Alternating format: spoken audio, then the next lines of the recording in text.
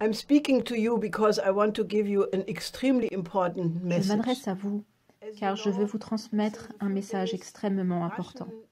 Comme vous le savez, depuis quelques jours, les troupes russes sont en Ukraine dans une opération militaire. En réaction, l'Occident a imposé des sanctions très dures à la Russie qui vont avoir des effets incroyables, non seulement sur la Russie, mais aussi sur le monde entier. Le président Poutine a mis les armes nucléaires russes en état d'alerte. Toute nouvelle escalade de la situation risque de rendre les choses complètement incontrôlables et, dans le pire des cas, de conduire à un échange nucléaire et à une troisième guerre mondiale. Et si cela se produit, il y a de fortes chances que personne n'y survive. Cela pourrait être l'extinction de l'espèce humaine. Maintenant, pour comprendre comment nous en sommes arrivés à ce point, il faut regarder l'histoire récente, au moins des 30 dernières années. Parce que nous avons agi comme des somnambules à partir d'un point incroyablement plein d'espoir vers une aggravation de la situation, étape par étape, étape par étape. Et la plupart des gens étaient complètement indifférents à ce qui se passait. Il faut se rappeler qu'en 1989, lorsque le mur de Berlin est tombé, beaucoup de jeunes n'étaient même pas nés à l'époque et n'ont pas une idée très claire de ce qu'était cette période.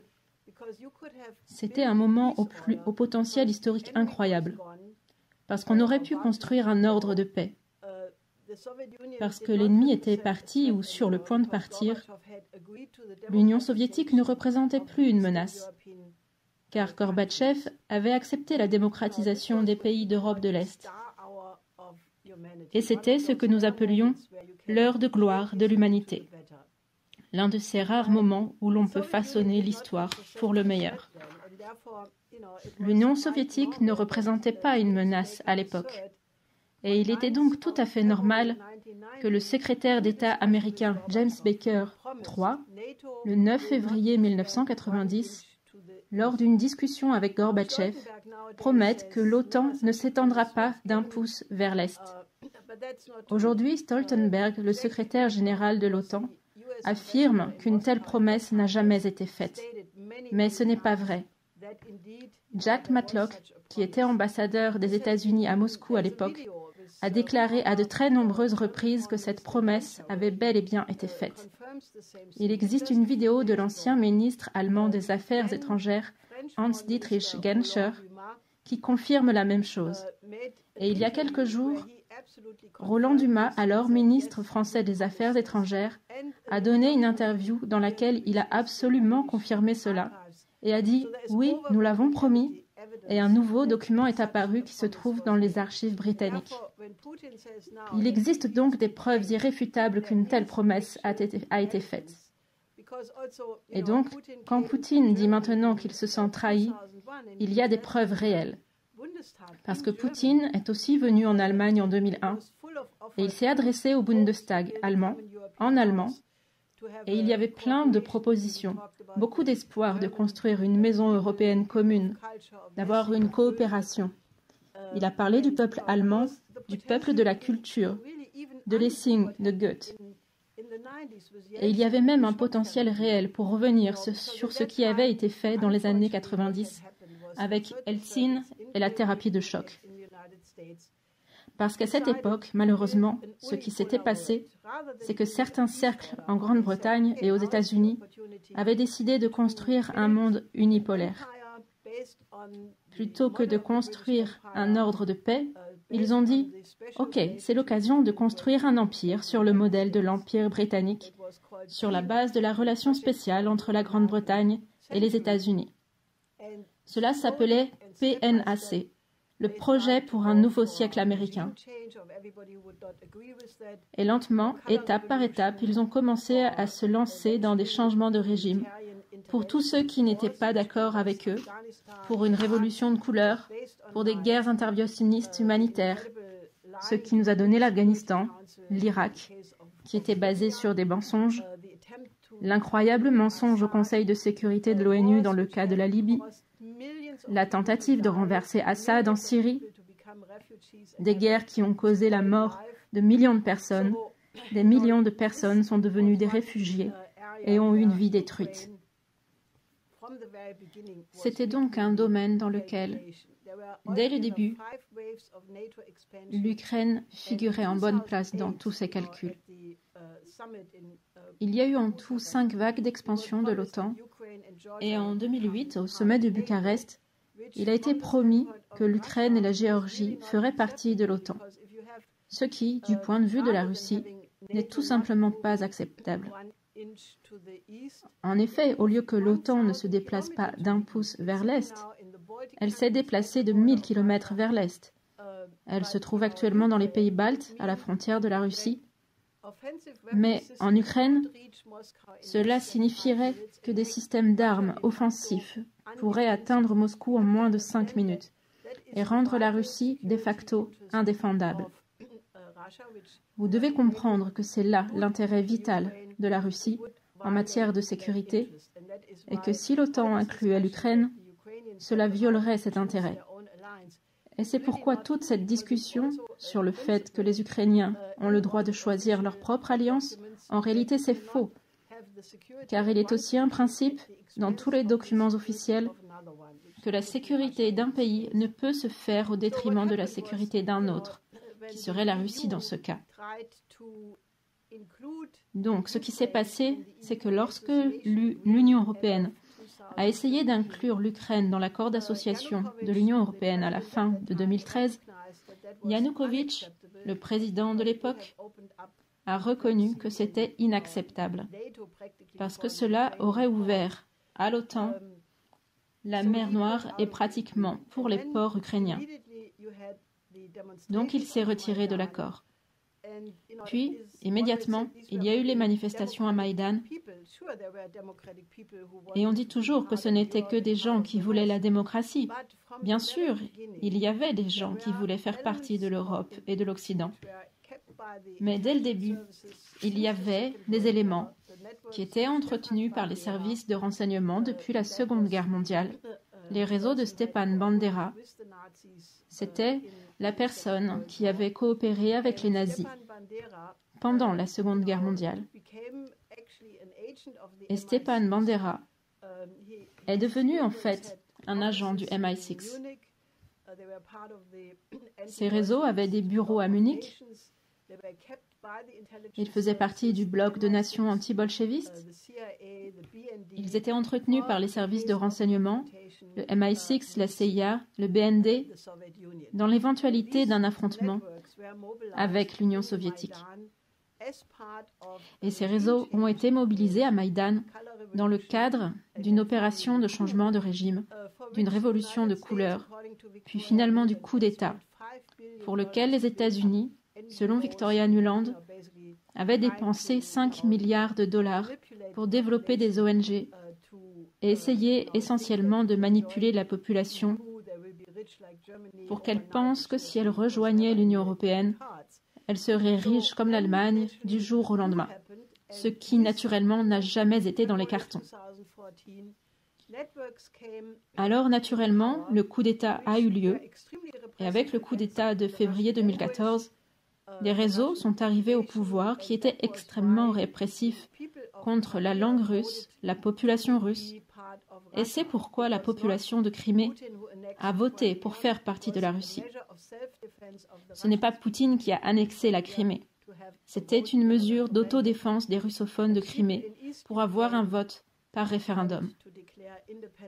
Et les habitants de l'Est de l'Ukraine ont décidé de déclarer des républiques indépendantes pour la même raison.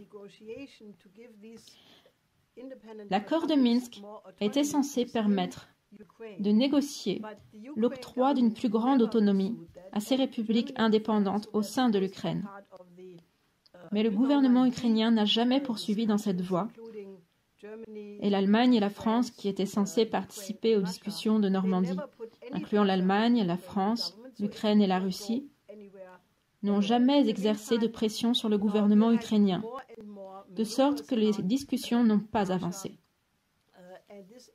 Entre-temps, les manœuvres autour de la Russie se sont multipliées et se sont intensifiées au point qu'en novembre, des avions ont même testé et répété une simulation d'attaque nucléaire contre la Russie jusqu'à 22 km de la frontière russe. C'est ce sentiment d'encerclement croissant qui a poussé Poutine à déclarer le 17 décembre de l'année dernière qu'il voulait des garanties de sécurité pour la Russie, des États-Unis et de l'OTAN, qu'il s'engagerait de manière juridiquement contraignante pour la sécurité de la Russie, à ce que l'OTAN ne s'étende pas plus à l'Est, que l'Ukraine ne devienne jamais membre de l'OTAN, pour les raisons que j'ai mentionnées précédemment, et à ne pas mettre d'armes offensives à la frontière de la Russie. Il n'a pas obtenu de réponse. Il a obtenu une réponse des États-Unis et de l'OTAN répondant essentiellement à des questions secondaires, comme un certain accord pour reprendre les négociations sur les armes, mais il n'a pas obtenu de réponse aux demandes fondamentales. Et c'est pourquoi, par exemple, je pense que la Russie et la Chine sont maintenant passées à une alliance stratégique très étroite qui s'est conclue le 4 février. Et Poutine essayait de tester s'il y aurait une volonté des nations européennes comme l'Allemagne, dont le chancelier Scholz s'était rendu à Moscou, ou encore le président français Macron qui était allé à Moscou. Mais il est arrivé à la conclusion qu'il n'y avait aucune volonté de s'opposer à la poussée continue de l'OTAN et des États-Unis pour continuer à encercler la Russie. Maintenant, vous pouvez dire que la guerre, c'est très mauvais. Et naturellement, c'est la chose la plus horrible qui puisse arriver. Mais il faut comprendre que si vous mettez en péril les intérêts fondamentaux de la Russie en matière de sécurité, eh bien, c'est ce que vous obtenez. Vous devez comprendre l'histoire de la Russie, parce qu'il y a déjà eu 2 fois une invasion de la Russie. L'une d'entre elles était celle de Napoléon, qui, si vous vous en souvenez ou si vous connaissez l'histoire, avait une énorme armée qui s'était avancée dans les vastes territoires de la Russie. Et il y avait un plan pour vaincre Napoléon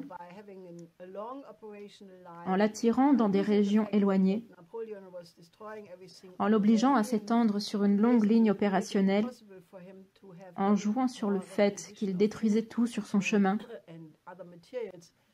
pour faire en sorte qu'il lui soit impossible de réquisitionner de la nourriture et d'autres matériaux. Ils ont même laissé brûler Moscou pour s'assurer que Napoléon n'ait aucun moyen de survivre à l'hiver. De sorte qu'il a dû prendre la décision de revenir en hiver avec la neige.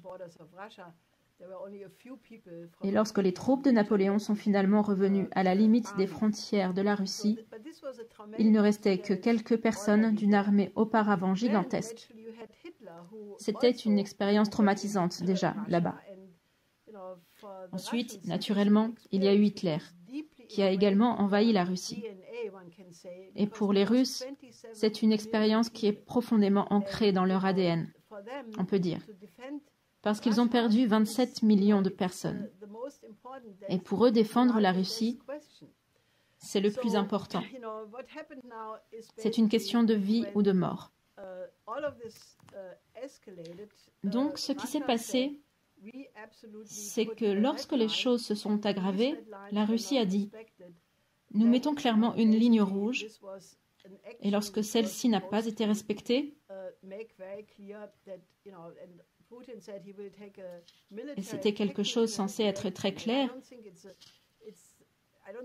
Poutine a dit qu'il prendra une réaction militaro-technique et je ne pense pas que la Russie ait l'intention d'occuper l'Ukraine. Je pense qu'ils veulent une certaine neutralisation, ils veulent une dénazification. Et franchement, avec les circonstances actuelles, bien sûr, Zelensky a été élu démocratiquement, mais la brigade Azov est toujours là en tant que partie intégrante des forces de défense. Vous avez toujours au Parlement beaucoup d'éléments de droite.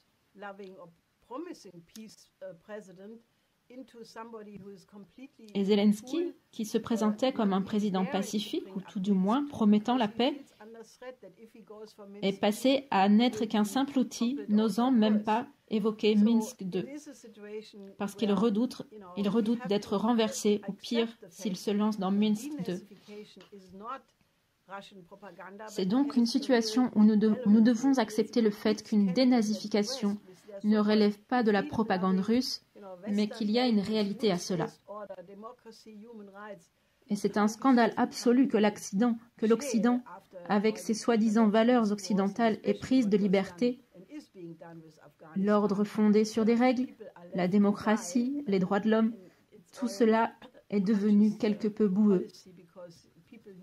Après toutes ces guerres interventionnistes, et surtout ce qui a été fait et est fait en Afghanistan, où on laisse les gens mourir, et c'est une politique consciente, parce que l'on savait ce qui se passerait s'il y avait un retrait si hâtif, laissant le peuple afghan dépourvu de tout. Nous sommes donc dans une situation très très dangereuse. Dimanche, un changement d'époque s'est produit. L'Allemagne, qui a de bonnes raisons de dire « plus jamais nous ne voulons de guerre », parce que nous avons eu 2 guerres mondiales sur notre sol et dans la mémoire de tout le monde, surtout des personnes âgées, nous avons les histoires de nos parents et de nos grands-parents dans nos oreilles de ce que fait la guerre quand elle est sur votre sol. Donc dimanche, il y a eu un tremblement de terre qui est, je pense, une catastrophe absolue. Parce que le chancelier Scholz a fait une déclaration gouvernementale au Parlement qui transforme de facto le gouvernement allemand en un cabinet de guerre. Ils veulent maintenant renforcer la Bundeswehr. Ils ont créé un fonds spécial de 100 milliards d'euros rien que pour cette année. Ils veulent augmenter les dépenses militaires. Ils envoient déjà des armes en Ukraine, ce qui est vraiment contraire à tous les principes de l'Allemagne, qui avait pour principe de ne jamais envoyer d'armes dans les zones de crise. Tout cela est donc en train de se produire.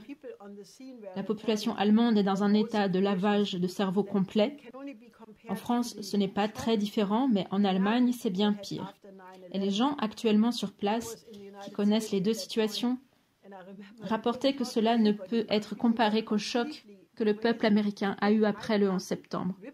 J'étais aux États-Unis à ce moment-là et je me souviens qu'il était impossible de parler à qui que ce soit car les gens étaient complètement fous, excités, déchaînés et c'est maintenant la situation en Allemagne. Lorsque j'ai entendu le discours du chancelier Scholz hier, le 27 février, cela m'a rappelé cet horrible discours de l'empereur Guillaume II le 6 août 1914.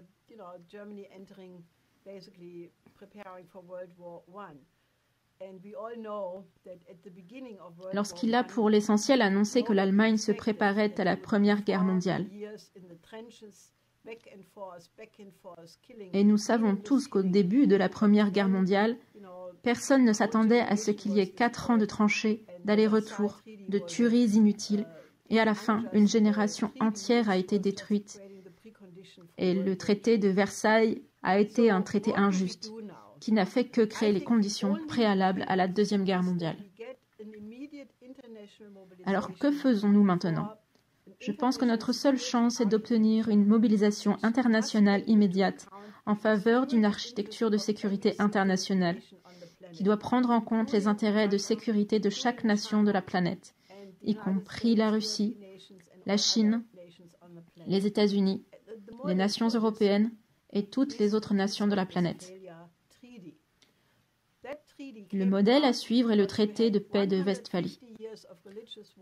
Ce traité a été conclu parce que l'Europe a connu 150 ans de guerre de religion, dont le point culminant a été la guerre de 30 ans,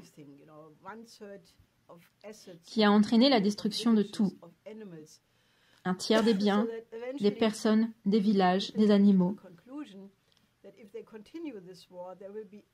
De sorte que les gens ont fini par se dire que s'ils continuaient cette guerre, il ne resterait absolument personne pour profiter de la victoire. Et pendant 4 ans, de 1644 à 1648, Les gens se sont assis ensemble, élaborant un traité qui établissait des principes très importants.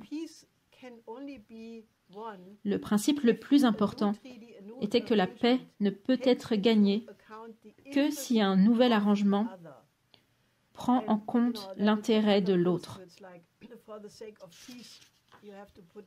D'autres principes ont également été établis, comme le fait que pour le bien de la paix, la politique étrangère doit être fondée sur l'empathie, qu'il faut oublier les crimes commis de part et d'autre, faute de quoi on ne parviendra jamais à un accord.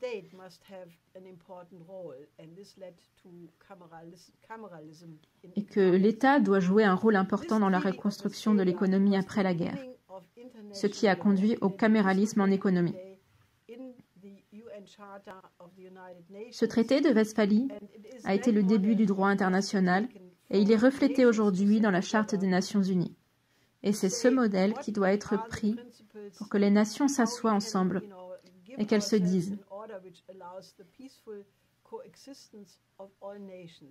quels sont les principes grâce auxquels nous pourrons nous doter d'un ordre permettant la coexistence pacifique de toutes les nations? Et l'équivalent des principes caméralistes de la paix de Westphalie doit consister en ce que la nouvelle combinaison d'architecture de sécurité s'attaque à la véritable cause de la guerre, c'est-à-dire l'effondrement imminent du système financier occidental, au bord de l'explosion, et ce depuis bien avant que cette situation avec l'Ukraine ne se développe, mais qui sera aggravée maintenant par les sanctions et toutes les conséquences. Et il doit appliquer les mesures que Lyndon LaRouche a définies il y a déjà de nombreuses années, à savoir mettre fin à l'économie de casino, car c'est ce qui motive cet affrontement. Un accord mondial de séparation bancaire Glass-Steagall, une banque nationale dans chaque pays, dans la tradition d'Alexander Hamilton, et un nouveau système de Bretton Woods permettant de mettre en place un système de crédit pour le développement à long terme, afin d'élever les pays en développement par le développement industriel. Et tout cela doit se concentrer sur la question urgente de la pandémie. Il nous faut un système de santé mondial, car sans cela, cette pandémie et les pandémies futures ne disparaîtront pas. Nous avons besoin d'une augmentation de la production alimentaire mondiale, car nous avons une famine aux dimensions bibliques, comme le dit continuellement David Beasley du Programme alimentaire mondial. Et nous devons faire un effort pour surmonter la pauvreté dans tous les pays où elle est une réalité menaçante, comme en Afrique, dans de nombreux pays d'Amérique latine et d'Asie, et même dans des poches aux États-Unis et en Europe. Et le cadre, évidemment, l'offre de la Chine aux États-Unis et à l'Europe de coopérer avec l'initiative Une ceinture, une route. Éventuellement de rejoindre le programme Build Back Better des États-Unis et le Global Gateway de l'Union européenne. Ne pas considérer cela comme une compétition, mais comme une chance de coopération. En effet, ce n'est que si les nations de ce monde travaillent ensemble sur le plan économique, dans l'intérêt de tous, que l'on disposera de la base de confiance nécessaire pour établir une architecture de sécurité qui puisse fonctionner. Je pense donc qu'après avoir lancé un appel en faveur d'une telle conférence et d'une telle nouvelle architecture de sécurité internationale, je dois vous demander de promouvoir cette idée, de faire signer cette pétition par un maximum de personnes, d'inciter les gens à écrire des articles, à faire des commentaires à ce sujet, à créer un débat international sur le fait que nous avons besoin d'un nouveau paradigme. Parce que toute continuation de la géopolitique basée sur la soi-disant image de l'ennemi, de l'un ou de l'autre, ne peut que conduire à une catastrophe. Et si on en arrive là, il n'y aura plus personne même pour commenter, car ce sera la fin de l'humanité. Alors je fais appel à vous. Rejoignez notre mobilisation, car il s'agit de votre vie et de notre avenir à tous.